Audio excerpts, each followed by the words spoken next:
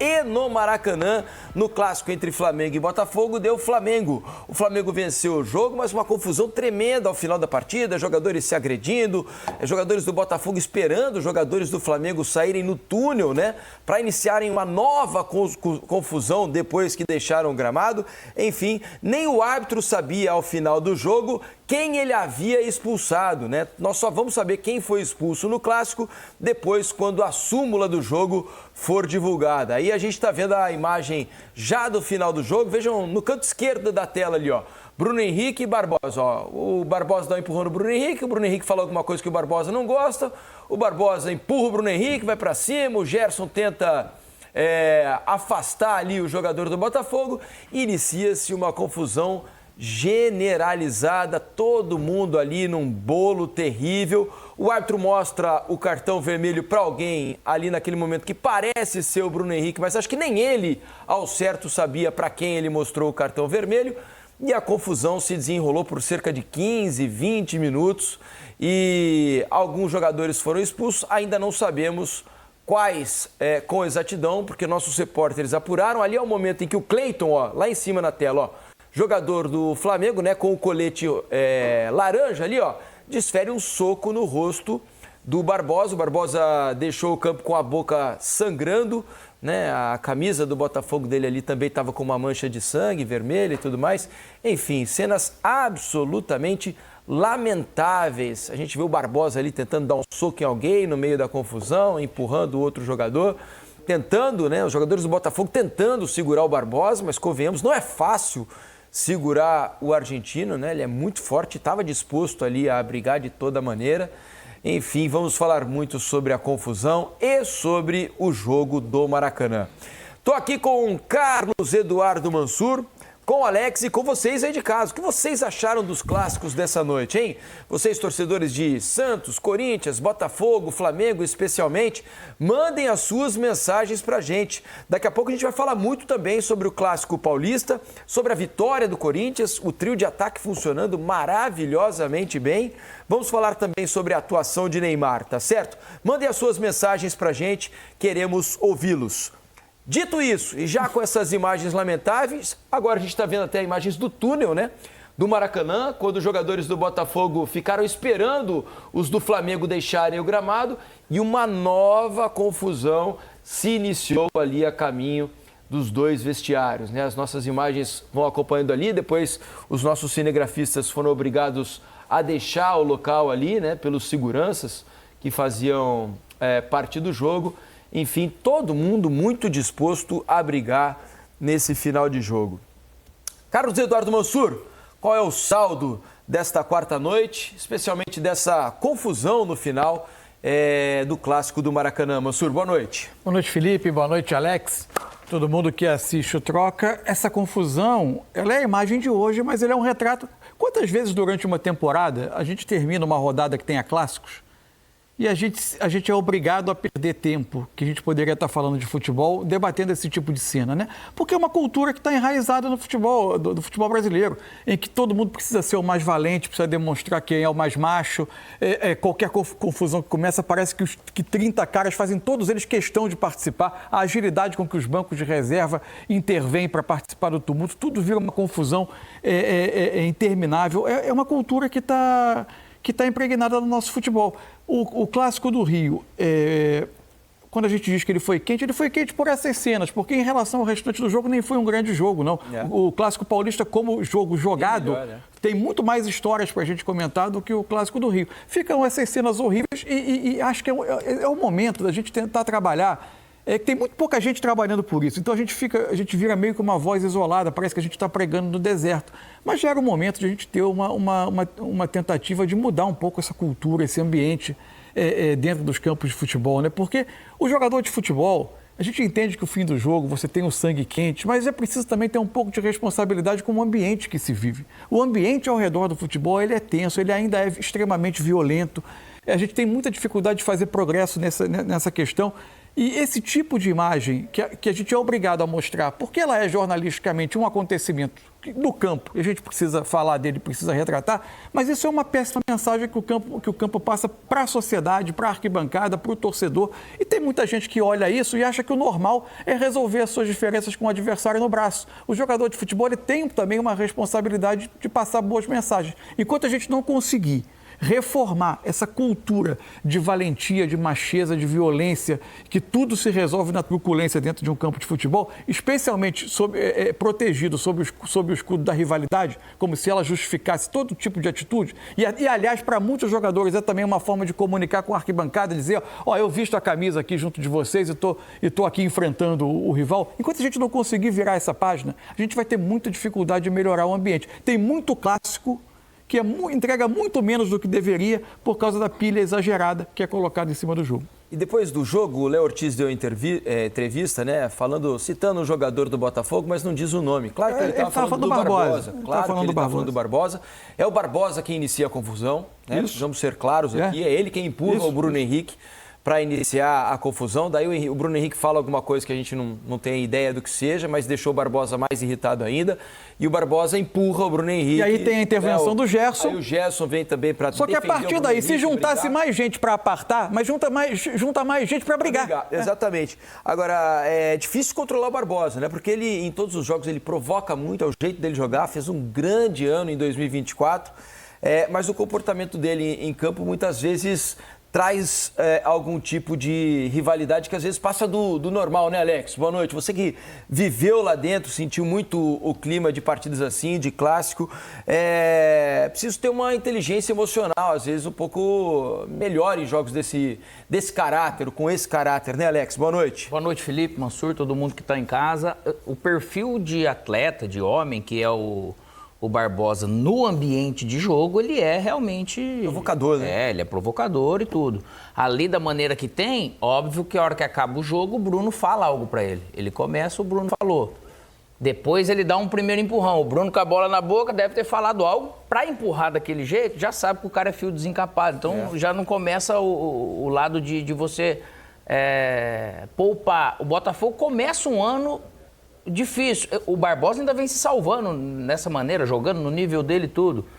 Só que é o tipo de cara que daí chega muita gente também querendo separar, só que daí vem um ou outro que tá com o sangue mais frio que tá no banco, que daí você tem que ter mais sangue frio, porque quem tá ali, na hora que você tá naquele momento que o Barbosa estava, você precisa realmente afastar. Nem sempre é possível, porque ele seguiu, cara, impressionante. Ele conseguia segurar o Barbosa, depois ele vai tentando dar soco ali em alguém no meio da confusão. Porque daí você vem, você perde o clássico. Ele já tinha sido expulso também, aí facilita o cara, aí fala, já fui expulso mesmo, agora é que eu vou brigar. Aí no meio de tudo... Vou levar alguns comigo. Exato. Aí no meio de tudo, fala-se muita coisa, mas tem gente que, você vê, parece que passou de um ponto de algo que provocou ainda mais. Ele que gosta de provocar, acabou não tendo realmente uma consciência para vir. Mas o menino que entra ali, que acaba ele tentando primeiro separar o Barbosa, que tinha dado um soco pelo jeito para acertar o Bruno, depois ele já dá um soco. Aí já vira outra confusão. Coisa, né? Com todo respeito aos profissionais de futebol,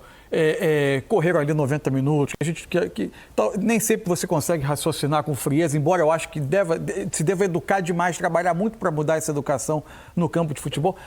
É uma cena um tanto patética, um time de futebol esperando o outro dentro do túnel, quando aparentemente a situação já estava contornada, se podia encerrar a questão, um time de futebol esperando o outro para ter um novo round no conflito, é difícil. O nosso futebol é difícil mesmo, é ingovernável. Olha quantas pessoas tentando segurar o Barbosa ali, né? Quantos jogadores do Botafogo tentando agarrá-lo, puxá-lo pela camisa e nem assim foi difícil conter, cara, porque você vê, depois veio o Alex Telles, que primeiro estava separando, estava tentando, foi difícil até separar essa condição, daí conseguir permitir que o Botafogo ficasse ali esperando, é óbvio que a chance de dar problema seria grande. Eu vou criar um cinturão, é pouco. Leva todo mundo do Botafogo pro vestiário, segura o pessoal do Flamengo. Não era momento do Flamengo passar ali, se ele já estava esperando, tinha um também porquê. Tem isso, né? Era preciso que alguém tivesse tomado essa providência. Depois o Flamengo demorou uns 3 minutos, quase a 5, para de repente sair do campo e eles ali esperando. Gente, não adianta criar só um cinturão. O cara já demonstrou que ele tá com raiva de algo, porque a gente não sabe o que aconteceu. leva pro vestiário primeiro. Você acha que daí não corre um risco? Daqui a pouco, até de ir lá tomar banho, ficar esperando o outro time sair ali ainda. É difícil você ver isso em jogo. Foi muito raro você ver esse tipo de coisa que parece que transcende. Aquela confusão, de repente, acaba. Essa aí foi feia, cara. Assim, um negócio que precisa ter punição, obviamente, mas o lado educacional é triste, né, cara? E o árbitro vai ter que ver e rever essas imagens para chegar à conclusão quais são os jogadores que ele irá punir na súmula, né? Porque ele tem essa prerrogativa. Vamos ouvir o Felipe Luiz? Felipe Luiz, técnico do Flamengo, está falando e a gente mostra ao vivo para vocês aqui no Troca.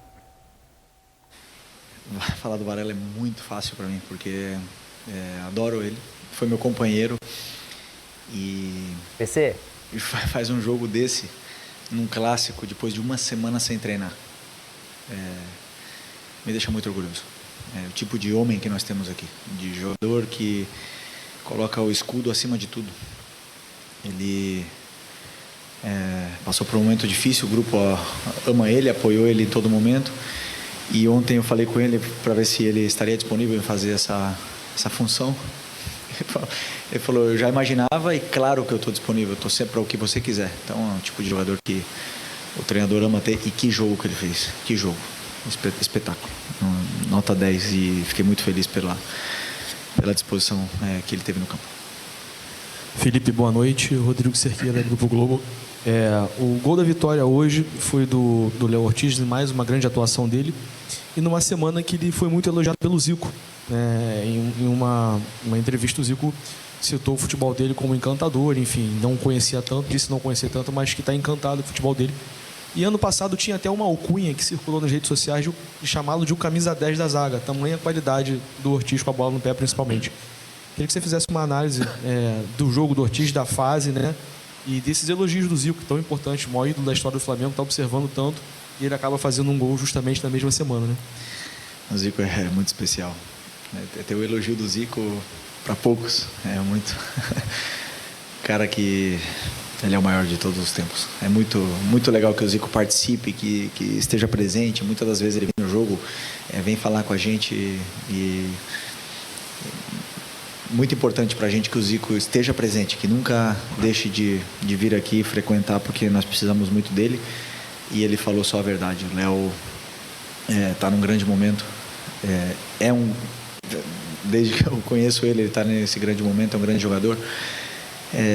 Um zagueiro super inteligente, completo e com a bola no pé não preciso falar nada, vocês sabem disso, mas para mim é muito além do que com a bola no pé, são os detalhes do dia a dia dele, como ele se cuida, como ele treina, como ele pergunta, como ele tira dúvidas, como ele quer aprender e quer evoluir e está nos detalhes de como ele perfila o corpo, de como ele cobre o companheiro.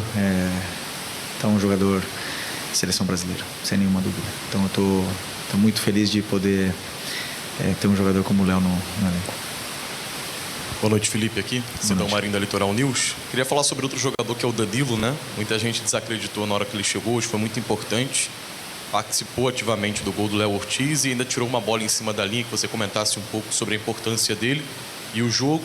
E só se me permite, eu vi que no final, depois de toda a confusão, você estava ali tentando segurar o Alex Telles, né? Vocês foram companheiros, inclusive, da mesma posição. Qual foi o papo ali naquele calor, nesse clima quente do fim do jogo? Obrigado. O Danilo é o tipo de jogador que tem que vir muitas vezes para o Brasil para ser valorizado, né? Porque um cara que passa, 12, 13, 14 anos na Europa jogando só nos maiores times, campeão da Champions, campeão de tudo.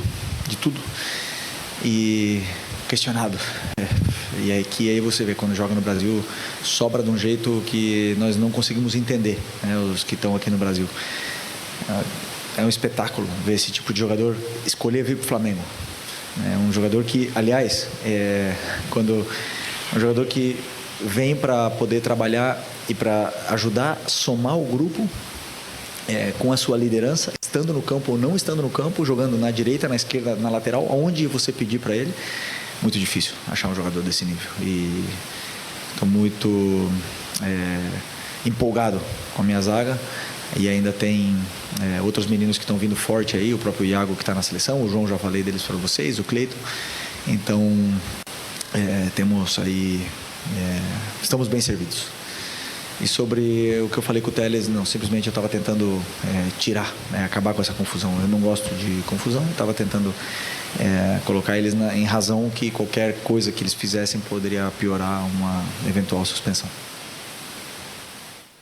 Tá aí, Felipe Luiz falando sobre a confusão, elogiando os zagueiros do Flamengo e falando também sobre o jogo. Vamos falar um pouquinho sobre bola rolando? Porque teve um jogo. Né? Teve um jogo, teve um jogo. O Flamengo venceu o Botafogo pelo placar de 1-0.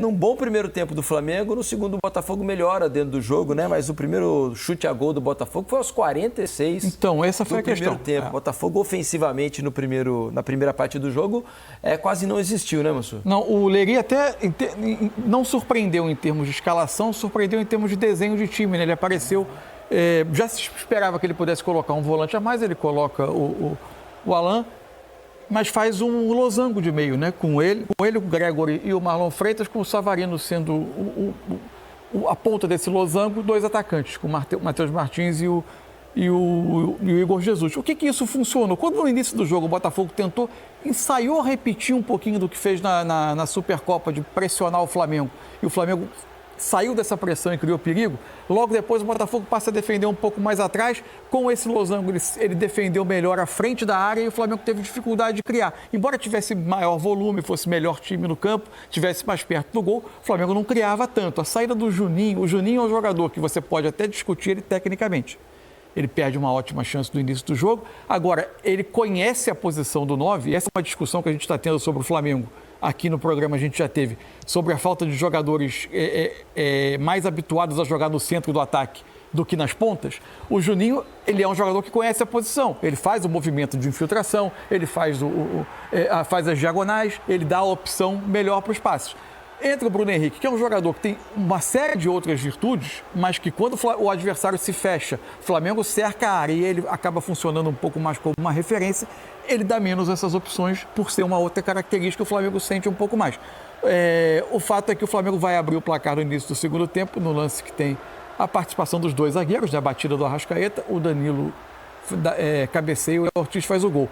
Por falar da linha defensiva, eu acho que toda ela jogou muito bem no Flamengo hoje, né? O Danilo é um jogador de muita experiência, eu tinha uma certa curiosidade para vê-lo numa linha de 4 como zagueiro, porque a gente está mais habituado a vê-lo como zagueiro em uma linha defensiva de 5. E dos dois lados, né, Mansur? Isso, jogando hoje da esquerda. O Wesley está crescendo, continua crescendo, né? Continua num ótimo momento, e o Varela cumpriu bem pelo lado esquerdo na falta de um lateral da posição. Acontece que eles... esse gol aí, exatamente. Certo, né? E o Danilo tinha impedido o outro. Isso, a cabeçada do Igor Jesus, né? E o Varela, a bola já tinha passado pelo... Os laterais do Flamengo fazendo diferença. E o Varela tirando um gol do Botafogo em cima da linha. Isso sinaliza que o jogo mudou um pouco, né? Porque com a formação de hoje do Botafogo, os corredores ficavam muito para os laterais, né? Mas, e principalmente o Flamengo conseguindo do lado esquerdo, porque o Matheus Martins mais por dentro. A entrada do Cuiabano e do Matheus Ponte terminou também por questão física, mas também por característica, dá um pouco mais de agressividade. O Cuiabano dá muita força nessa chegada pelo, ele chega pelo com lado. Saúde, né? Na área adversária. O Botafogo começou a encontrar um pouco mais do jogo. Teve também uma questão física no jogo. O Flamengo já na segunda parte um pouco sente. O Botafogo fez as 5 trocas dele quase ao mesmo tempo, né? Porque faz 2 na parada técnica e as outras 3 minutos depois. O Botafogo ganhou um fôlego no jogo e acabou exigindo que o Flamengo se defendesse. Ainda assim, em relação o Flamengo tem um certo padrão. Acho que o Flamengo tem questões ofensivas contra adversários que se fecham, e por essa questão de ter muitos jogadores de lado e menos jogadores que conheçam bem o centro do campo, que ainda é uma lacuna de elenco ali que pode causar alguma preocupação, mas é um elenco muito forte. Em relação ao Botafogo, apesar do crescimento no segundo tempo, acho que fica uma preocupação em relação a uma falta de estrutura, né? O Botafogo termina o ano passado com tudo muito redondo, sai o Arthur Jorge, saem muitas opções de elenco, saem 2 jogadores titulares importantes e até agora os passos na direção de uma remontagem são muito tímidos. O Botafogo tem menos opção de banco, e o Botafogo tem menos estrutura de jogo porque está com uma comissão técnica que não será a comissão técnica para o restante do ano. Então, tudo isso trava uma evolução de time que daqui a uma semana tem uma Recopa para jogar. A Recopa é o objetivo do Botafogo da temporada? Não, tem coisa mais importante à frente. Mas também não dá para negar que você atrasa um processo de formação de time. Fora que eu acho que título é título. Não, você não importa se é para jogar título fora. de um Claro, jogo, claro. uma taça, né? Acho que o Botafogo, e como instituição, assim, né? Falando sobre o Textor, teria que ter dado mais valor à Supercopa. Acho que a Recopa é mais uma taça. O Botafoguense poderia abrir o ano, por exemplo, com 2 taças. Né? Já muda um pouco do astral. Não, o que eu quero dizer é o seguinte... Mantém aquele espírito de equipe Você tem vencedora. razão, você tem razão. Então, acho que você não pode descartar ou tratar com desdém 2 taças que você não ganha, nunca ganhou. Perfeito. E já logo no início O que eu quero botar dizer mais 2 lá na sua sala de O que eu quero dizer é que nenhum desses 2 troféus vale você escolher qualquer treinador por pressa e desespero para você ter um treinador nessas competições. É mais importante o restante do ano. Agora, o processo poderia ser um pouco mais ágil, né? Para que não se chegasse a esse ponto ainda com essa incerteza. Isso inviabiliza o ano do Botafogo? Não. Mas não é porque ano passado funcionou com a chegada de um treinador mais adiante que você vai repetir a fórmula achando que esse é o jeito mais provável de te dar o retorno. Acho que é preciso combinar uma escolha consciente, com convicção, mas com um pouco de agilidade. Mas com um pouco mais de agilidade. Vamos ouvir jogadores na área de entrevistas do Maracanã. Léo Ortiz e Varela falaram por lá e a gente traz para vocês agora. Ali no final do jogo a gente viu um pouco a confusão de longe, a gente viu também que a arbitragem atuou, né, de forma rápida, inclusive dando os cartões ali. O que aconteceu dentro desse final de clássico? Bom, eu vou ser bem simples, porque é um assunto chato e ninguém gosta disso, ninguém gosta de confusão. Pelo menos nosso time não vem para isso, nosso time vem para jogar, vem para ganhar os jogos. Ano passado, quando a gente sofreu 4-1, a gente zoou quando fez o gol, depois tomou os 4 gols, aí eles zoaram, a gente, beleza, saiu de campo e é isso. Em alguns momentos tem que saber perder e aceitar. Hoje ninguém zoou ninguém e a gente ganhou e simplesmente acho que um jogador deles foi tentar ir para cima do Bruno no final. Aí o Gerson foi tentar apartar, o Gerson acabou sendo expulso por tentar tirar o Barbosa meio que de cima do Bruno, então, e aí começou a confusão, e aí vocês sabem o que desenrolou ali, tudo, aí fica todo mundo querendo pegar o outro e no fim ninguém pega ninguém e segue o jogo. Inevitável não perguntar sobre isso, né? O final acabou, não parecia um jogo que estava escalando para algo mais violento, mas acabou uma confusão generalizada no final. Qual foi teu ponto de vista ali, como é que foi? Não, sinceramente não sei o que aconteceu ali. Eu quero me focar no jogo, no grande jogo que nós fizemos. Não sei o que aconteceu aí, mas já parou, nós já falamos aí no vestuário que a vitória não tem que ser apagada por algo que aconteceu depois. Como se fosse para entrar no meio. Tá aí, então, ouvimos Léo Ortiz e Varela, né, falando sobre a confusão e tudo mais. Ô, Mansur, você queria que a gente mostrasse o gol do Flamengo de novo, Só né? mostrar um Porque detalhe. há uma observação interessante para ser feita. Porque o gol não saiu do nada, né? Claramente tinha uma instrução de que o Danilo fosse fazer um movimento bem interessante. Ele vai aparecer na segunda trave, mas olha onde ele está agora. Ele faz um movimento por fora, enquanto o Varela e o Bruno Henrique, os dois fazem bloqueios dos jogadores do Botafogo para liberar o Danilo. Ó, agora, ele vai correndo por trás, ele saiu quase da meia-lua, faz esse contorno e o Varela e o Bruno Henrique bloqueando os defensores do Botafogo. Ali, né? Isso. O Bruno Henrique no Marlon Freitas. Isso. E aí o Danilo coloca o Léo Ortiz em condição. Uma pifada de cabeça, né? Uma assistência, né, cara? E a falta muito bem batida. O Arrascaeta sabia exatamente. Tem até uma imagem do Felipe Luiz, ele aponta para o banco, deve ter vindo da comissão técnica, certamente. a ideia de fazer a jogada. A boa jogada. Hoje em dia as comissões técnicas têm pessoas dedicadas a esse tipo de trabalho, de bola parada. Vale a pena. E isso dá ponto, isso resolve o jogo. Deixa eu mostrar para vocês também uma imagem, né, para dar esperança aí para o torcedor do Botafogo, porque lá no Maracanã estava o Wendel. Né, uma contratação do Alvinegro, né, não para agora, porque ele ainda está jogando no Zenit, né, tem contrato com o Zenit até o meio do ano, o Botafogo já assinou um pré-contrato com ele. Tá ele ali, ó, de boné preto, né? O menor pipoquinho, não, bom jogador. Não, acho que é o biscoito de polvilho. É, o biscoito de polvilho. É o tradicional aqui do Rio, tá ali comendo eu passei por um segundo de falar a marca. Aí quando você falei, usou né? o termo biscoito de Todo mundo polvilho, aí eu falei. Não tem problema, porque já é uma tradição do Rio, né? Tradição Só ajuda carioca. a receber no fim do mês. O Wendel que vive um grande momento. Ontem o Zenit faturou um troféu lá, ele jogou, né? Tem moral com a torcida. Boas expectativas, tenho boas expectativas sobre ele. Gol dele. O Luiz Henrique marcou o primeiro gol dele com a camisa do Zenit. E o Wendel chega no meio do ano aí, o Botafogo pagou uma grana, né? São 20 milhões de euros pelo reforço que vai chegar no meio do ano. Acho Pouca que vai gente ajudar falando, muito. né, cara? Mas é um valor de contratação pesada. E tinha muita gente querendo o Wendel, né? O Flamengo em outras oportunidades já Flamengo, namorou Palmeiras. ali, não conseguiu trazer, né? E o Botafogo dessa vez vai conseguir. Então, no meio do ano, o Wendel desembarca em General Severiano.